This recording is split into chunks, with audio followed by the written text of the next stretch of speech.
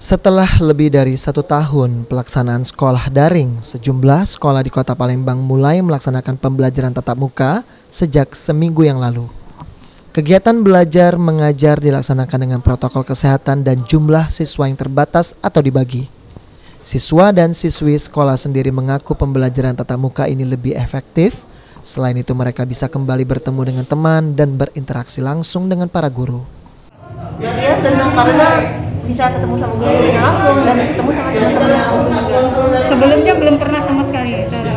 Pernah, tapi hanya terbatas yang tertentu, teman-teman tertentu gitu. Bagi sekolah yang sudah menerapkan PTM tidak menutup kemungkinan akan ditutup kembali jika tidak mematuhi aturan. Walaupun kasus penyebaran COVID-19 mulai menurun, namun aturan protokol kesehatan tetap harus ditaati. PTM terbatas yang dilaksanakan di Sumatera Selatan diharapkan tidak menimbulkan klaster baru karena guru dan sebagian siswa yang telah divaksin. Aprianto, PAL TV.